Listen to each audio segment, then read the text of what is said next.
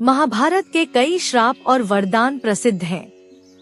जैसे अम्बा ने दिया था भीष्म को श्राप, पांडु को दिया था एक ऋषि ने श्राप, कर्ण को परशुराम जी ने दिया था श्राप, अर्जुन को उर्वशी ने, श्री कृष्ण को गांधारी ने, अश्वत्थामा को श्री कृष्ण ने, दुर्योधन को महर्षि मैत्रेय ने, राजा परीक्षित को शमीक ऋषि के पुत्र रिंगी ने दिया था श्राप।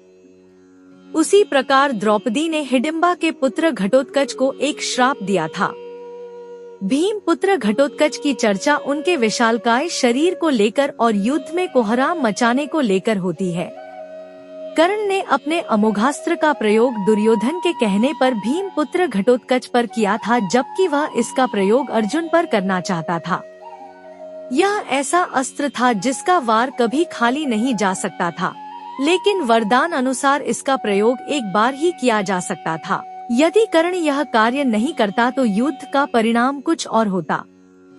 मान्यता अनुसार जब घटोत्कच पहली बार अपने पिता भीम के राज्य में आया तो अपनी मां हिडिंबा की आज्ञा के अनुसार उसने द्रौपदी को कोई सम्मान नहीं दिया। द्रौपदी को अपमान महसूस हुआ और उसे बहुत गुस्सा आया।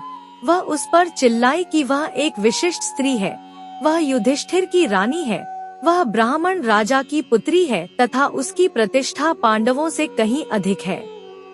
और उसने अपनी दुष्ट राक्षसी माँ के कहने पर बड़ों, ऋषियों और राजाओं से भरी सभा में उसका अपमान किया है। जा दुष्ट, तेरा जीवन बहुत छोटा होगा तथा तू बिना किसी लड़ाई के मारा जाएगा। घटोत्कच के एक पुत्र का नाम बर्बरीक और दूसरे का नाम अंजन पर्वा था।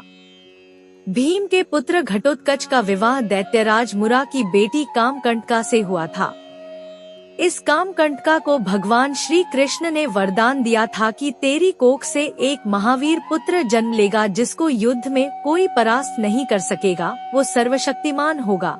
भीम पुत्र घटोत्कच का पुत्र बर्बरीक दानवीर था। बर्बरीक दुनिया के सर्वश्रेष्ठ धनुर्धर थे।